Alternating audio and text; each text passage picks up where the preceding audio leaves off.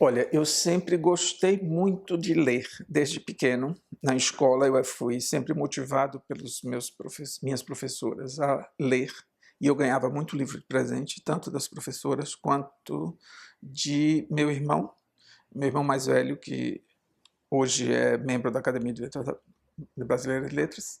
Ele era jornalista na época e sempre gostou de ler e enviava muitos livros para a gente.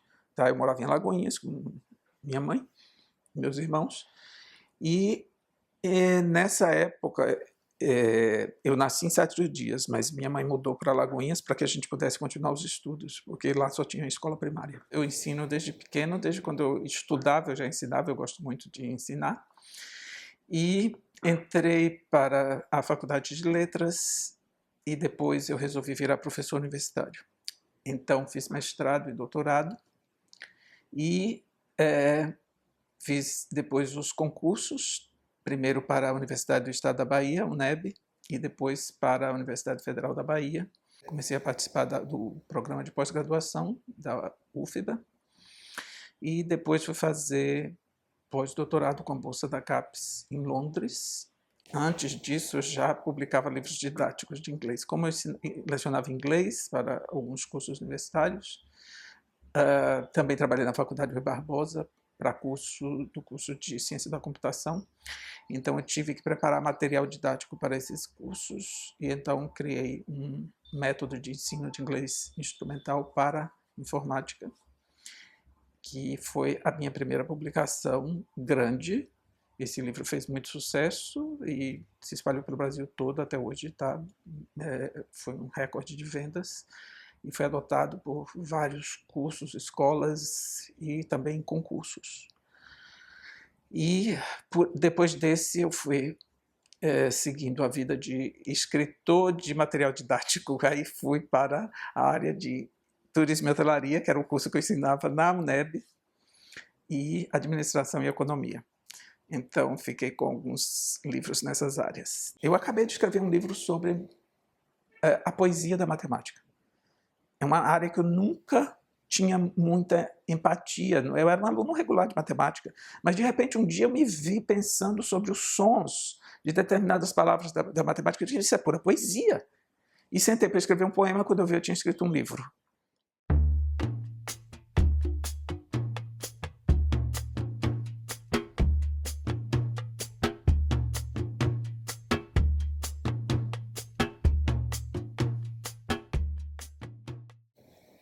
Eu desenvolvi essa paixão mesmo, digamos assim, pela leitura e pela escrita, desde pequeno.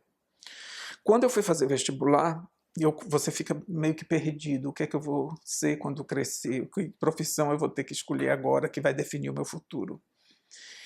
E ao invés de todo mundo pensando em vou fazer determinada profissão porque me dá mais dinheiro, e você começa a ficar dividido. E eu parei, eu fui muito objetivo, eu acho que meu lado aquariano aí funcionou. O que é que você gosta? O que é que você gosta e o que é que você gosta de fazer? Eu gostava de dar aula, eu gostava de ler, eu gostava de línguas estrangeiras e eu gostava de ensinar. Então, vou fazer letras. E escolhi o curso de língua estrangeira. E foi assim a minha sorte, ter escolhido uma coisa que eu gostasse. E eu já escrevia desde pequeno também. Poemas, aquela coisa de fazer poema para coleguinha de sala e tal.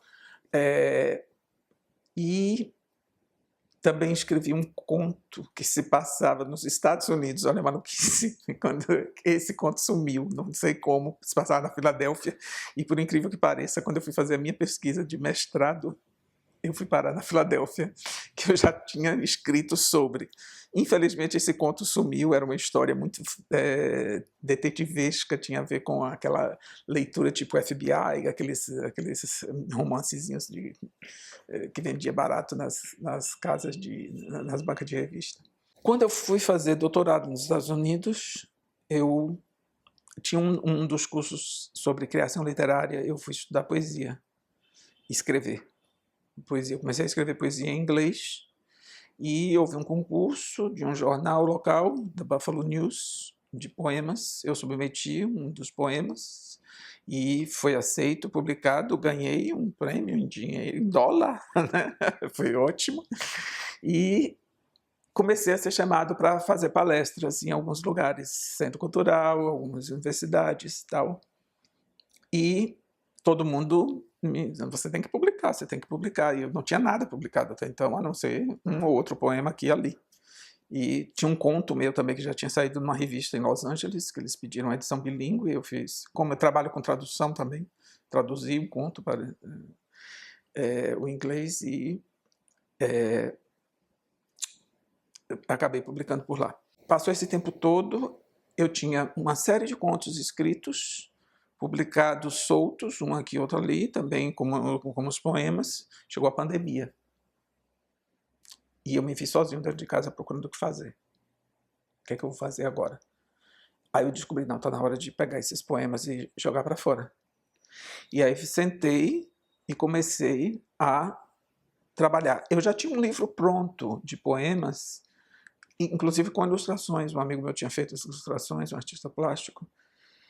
Só que eu decidi não publicá-lo do jeito que eu tinha concebido e fazer uma publicação maior, juntando os poemas que eu tinha escrito em língua inglesa. Traduzi esses poemas, incorporei e ficou um livro com 2 partes grandes. Aí submeti a Leilton escreveu o prefácio e saiu o livro Paisagens Interiores pela editora Patuá no meio da pandemia. Então não tive um lançamento, o lançamento foi uma live. Mas o livro, por incrível que pareça, fez bastante sucesso. E a partir daí eu resolvi juntar meus contos e fazer um outro livro de contos, que foi quando surgiu o Histórias Roubadas, que também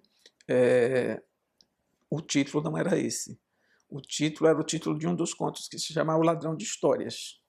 E aí eu submeti para uma escritora portuguesa, amiga minha, Teolinda Gerson, que ela ficou de fazer uma apresentaçãozinha curta para a 4ª capa. Quando ela enviou o arquivo de volta, ela não botou O Ladrão de Histórias, ela chamou de Histórias Roubadas. Eu digo, oba, esse título é melhor do que o meu, vou roubar. E acabei roubando o título para o livro, que foi uma maravilha, porque fica todo mundo curioso para saber o que são essas histórias roubadas. E um outro amigo meu, Lima Trindade, eu submeti para ele escrever o texto da Orelha, e ele fez uma sacação muito boa, que eu não tinha percebido. Várias histórias, elas se entrelaçam com esse mote do roubo de histórias.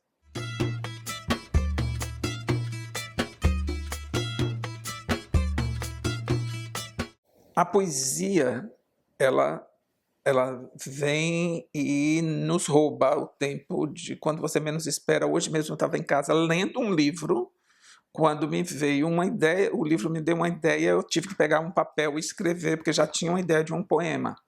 Então ele vai assim roubando as ideias que você vai tendo, e se você não botar no papel, você esquece, você se perde. A escrita de conto também é prazerosa, porque lhe permite brincar com a realidade e a ficção, né? E no momento em que você começa a criar, mas às vezes você pensa que a pesquisa só existe para a escrita acadêmica, não. Lê do engano. Toda vez que você vai escrever um texto, se você quer se aprofundar sobre um determinado assunto, você vai ter que pesquisar. A poesia da matemática, eu tive que ir atrás da história da matemática. Tive que voltar, sentar no computador, quando eu fui passar os poemas ali, porque eu tinha escrito à mão, eu fui digitar no computador, eu tive que realmente ir estudar e pesquisar, e acabei me apaixonando pela história da matemática e a filosofia que está por detrás. Porque, na verdade, a matemática surge dessa relação com a filosofia, e que é uma sacação que pouca gente tem na hora de ensinar a disciplina, que é transformar, trazer a matemática para essa relação com a vida, né? Que é uma coisa muito objetiva, que tem com tudo.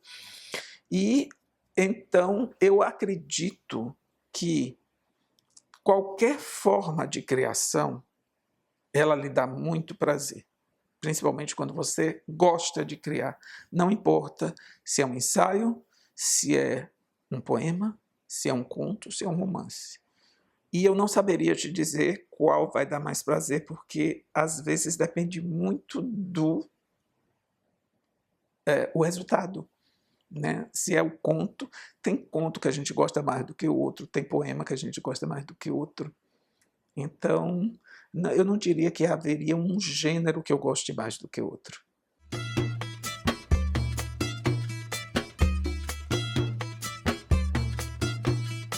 Às vezes eu pego um tema de uma peça, como Macbeth, e eu pego a mulher dele, que é Lady, e como eu trabalhei muito com essa peça, me veio a ideia de que os dois, na verdade, são um só personagem.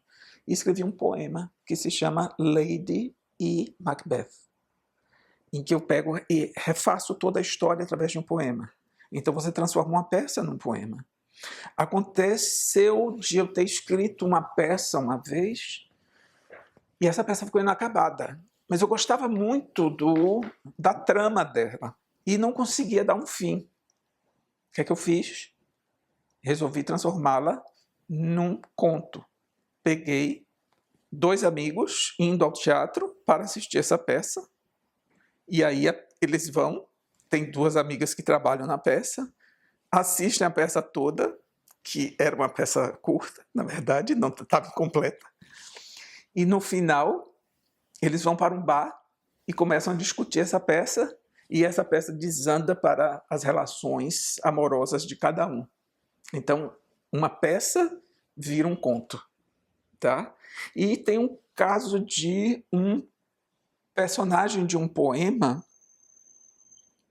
que é o Richard Cory, um poema da literatura norte-americana, de um poeta chamado Edwin Arlington Robinson Jr., que eu peguei o personagem do poema e transformei num personagem de carne e osso ficcional, para um conto, só que esse personagem ele já não está mais no século XIX, como foi esse personagem do poema. Ele está no século XX e acontece com ele a mesma coisa que aconteceu com esse personagem, que era uma pessoa riquíssima e que todo mundo sentia maior inveja, todo mundo queria transar com o cara, e um belo dia ele vai para casa e mete uma bala na cabeça e morre, e ninguém entende, e fica todo mundo, como é que pode? Mas o poema acaba aí. Só que esse cara vai fazer a mesma coisa. E aí vem um diretor de cinema que quer filmar essa história. E vai na casa do cara, do século XX, e descobre a relação dele com esse poema do século XIX. E vai até a cidade dos dois, né, tenta desvendar o que realmente aconteceu para fazer um filme. Esse filme vira um maior sucesso, vai para Cannes. Quando chega em Cannes, acontece uma tragédia que eu não vou contar, porque você tem que ler o livro para saber o resto da história. Mas é como se fosse uma coisa que aconteceu no século XIX, se repete no século XX para depois ter consequência no século XXI. Tá? Então é isso, você começa a mexer com gêneros. Então um poema lhe leva a uma história de um conto que dá um filme, na verdade. E por aí vai. Eu adoro fazer essas conexões de diferentes gêneros, diferentes áreas de conhecimento. Né? Eu sempre gostei de ser esse ser múltiplo que Fernando Pessoa falava. Né? Um ser múltiplo, cheio de heterônimos, porque todos nós somos assim. Basta apenas dar asas à imaginação e botar no papel.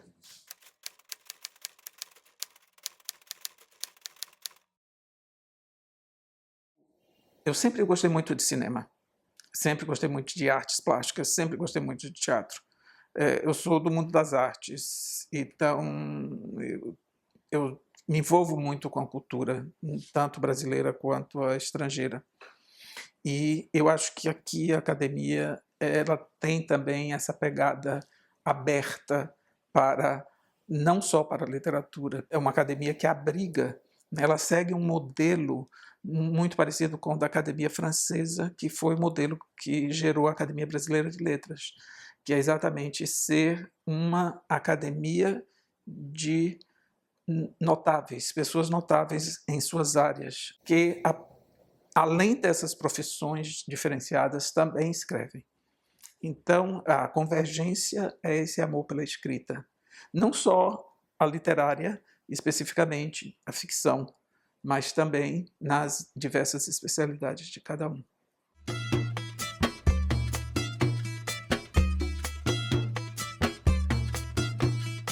A Academia de Letras da Bahia, como qualquer academia, seja ela nacionais ou municipais, tá? Porque a gente tem um grande número de academias aqui em Salvador, nós temos um grande número de academias pelo interior, e a função dessas academias é preservar a literatura e a cultura e a arte local, tá?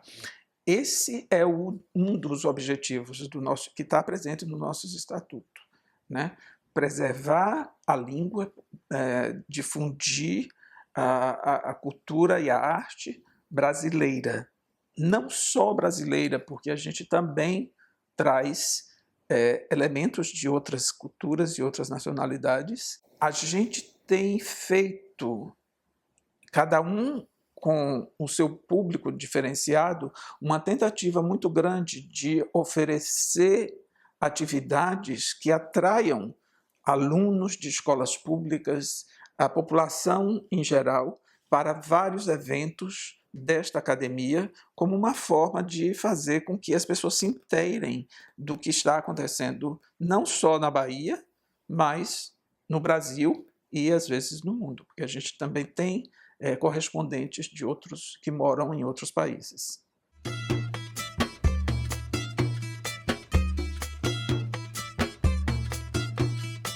Há muito tempo as academias já vêm estabelecendo esse diálogo, não só a nossa, tá? Mas no Brasil inteiro, já vem estabelecendo um diálogo com a população para tentar desmitificar essa ideia de que é um espaço onde as pessoas ficam completamente isoladas da sociedade.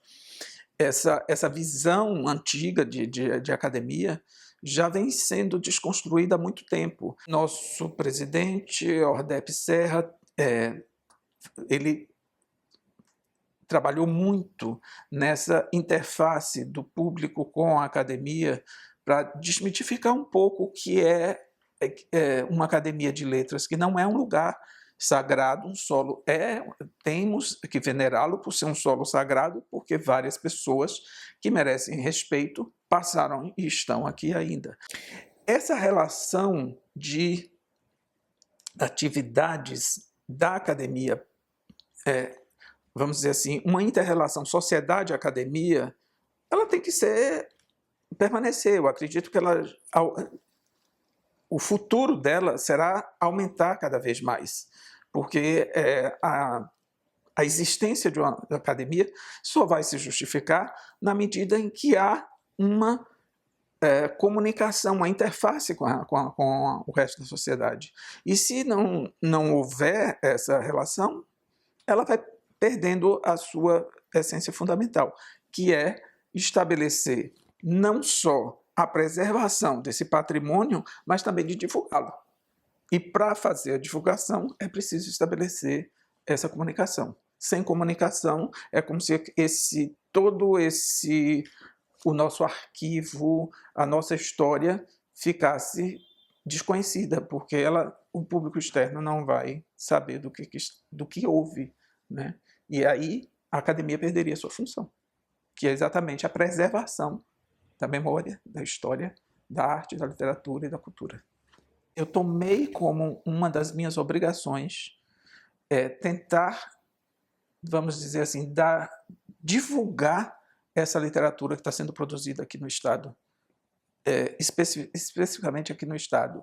né? No Brasil em geral, mas principalmente aqui no estado. E aí eu passei a ler com mais voracidade a produção desses nossos escritores e passei a escrever muito, tanto para os meios, as redes sociais, divulgando os livros que eu lia, quanto também para o caderno cultural, o caderno 2 do Jornal à Tarde, que me concedeu um espaço onde eu escrevo algumas resenhas. Então, essa parte de resenha que eu já fazia com mais vagar, antes de entrar para a academia, eu passei a praticar mais. Então, ficou sendo uma espécie de texto que eu fui aprimorando mais e me dedicando mais como, vamos dizer assim, uma tentativa de justificar, de uma certa forma, para a sociedade, a minha participação aqui. Qual seria um dos deveres dos acadêmicos?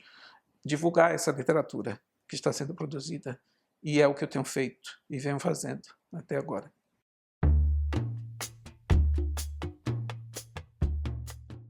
Eu não sei se eu me vi aqui na academia. Nunca passou pela minha cabeça ser membro de uma academia, né? Eu sempre fui, como eu te falei, esse ser múltiplo, gosta de fazer muita coisa e não ficar preso num lugar só.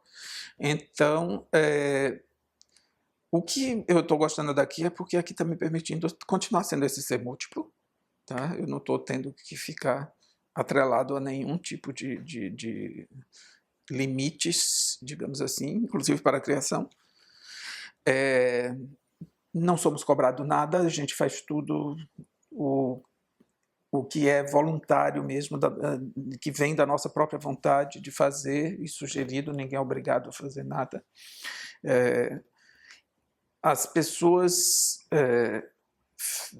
sentem a necessidade de contribuir de uma forma ou de outra para que essa instituição se mantenha viva e presente e, vamos dizer assim, atuante, né, dentro da sociedade.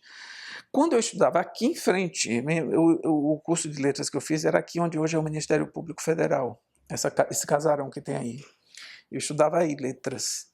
E sempre teve essa casa aqui, já era a casa da Academia de Letras da Bahia, e o Cláudio Veiga, que está na foto, que foi, ele não chegou a ser meu professor, mas foi meu diretor, por muitas vezes eu cruzava com ele, e ele já era membro daqui. E eu olhava e me perguntava, será que um dia eu serei membro dessa academia?